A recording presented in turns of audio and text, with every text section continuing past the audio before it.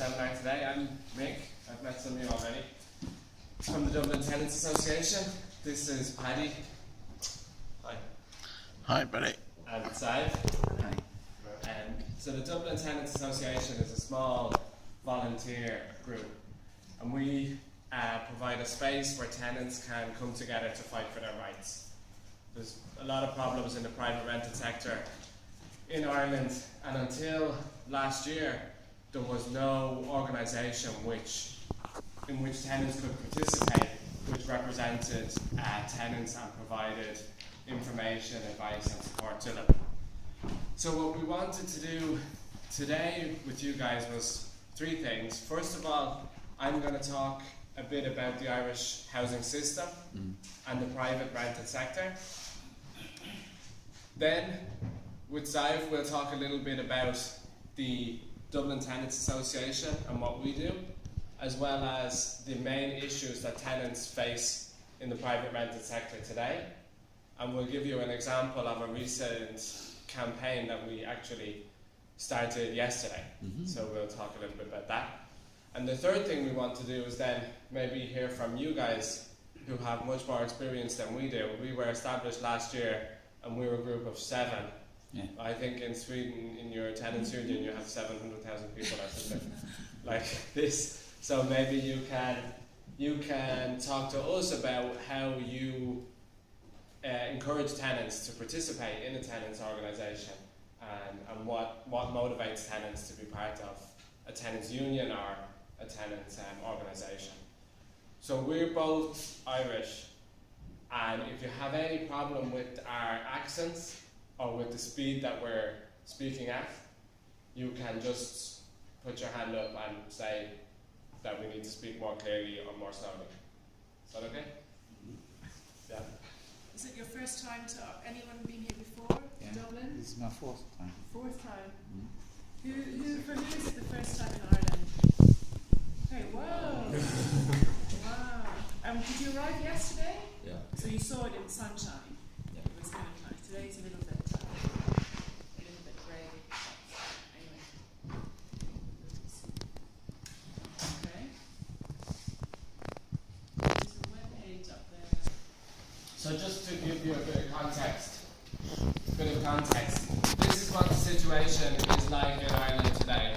So we're a small country like Sweden, with just 4 million people, around 1.5 million households, and a big majority of them are in home ownership, 70%, although this is reduced quite a lot in the last 10 years. It's currently 70%. It was 80% just 5 years ago or 6 years ago.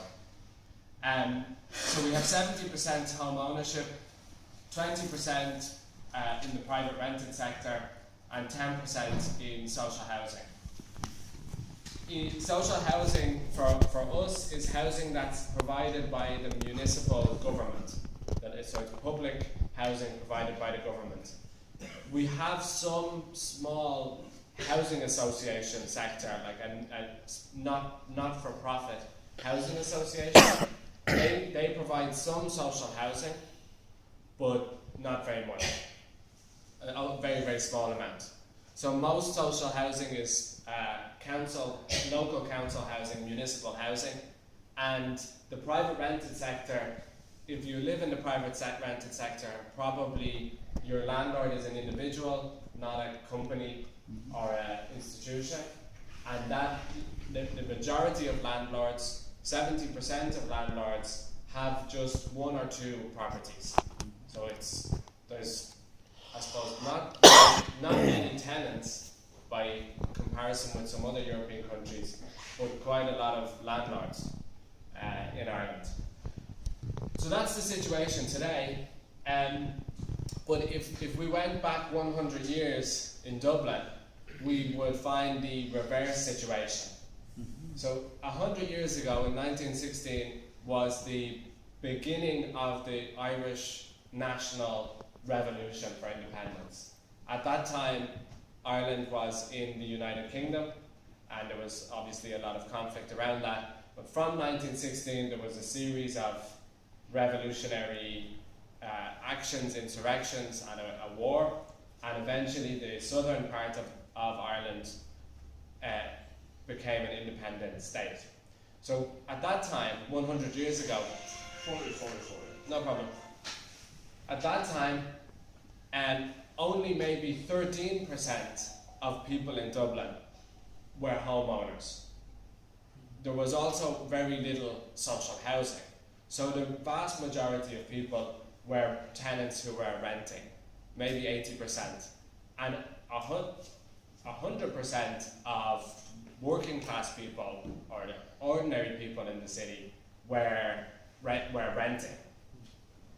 And so this, here in Dublin, for example, very, very close to us, have you come past the river, the Liffey? Yeah. So just on the other side of the Liffey was one of the biggest slums at the time in Europe and the world. There was a huge slum area there, and the living conditions there at the time were worse than in Calcutta in India. And so this is a picture here of these slums. I think many European countries had a similar problem. So there was no regulation of the private rented sector. There was no basic standards of water or other amenities, and it was usually very expensive and very overcrowded. At that time, however, so we had major problems with living conditions, with housing. At the time, though, most Irish people were living in rural Ireland. Ireland was a mainly agricultural country which didn't have much industry, and it didn't have a very big working class of workers compared to other countries like England or Germany or Belgium. So most Irish people were living in the countryside. In the countryside there was also problems, but they were more problems around access to land. Most Irish people who were working in the country, they were renting their land from a landlord, usually someone connected to the aristocracy, the British aristocracy, okay? And they were renting, the rents were very high, and they were frequently evicted. During the national independence movement, the issue of the right to own for farmers in rural Ireland, for the right of farmers to own their own land, became one of the biggest political issues. So one of the main things that people were fighting for was to own the land that they were farming, the land they lived in. And this was achieved between 1870 and 1920, approximately. There was different changes made, and the situation was changed so that land was redistributed from the aristocracy to the peasant farmers.